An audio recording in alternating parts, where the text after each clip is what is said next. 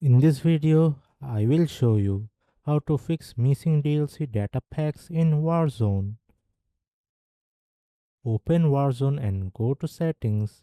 Click on the gear icon. Scroll down and select Manage Files. Find Warzone and click on Manage Files.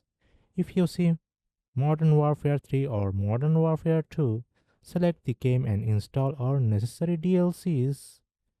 For best results, install all available content packs. Now, go to your console's home screen, navigate to Manage Game Content, locate Call of Duty Warzone.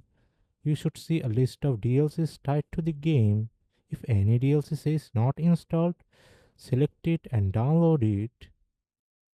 And that's it. By following these steps, you should be able to fix missing DLC data packs in Warzone.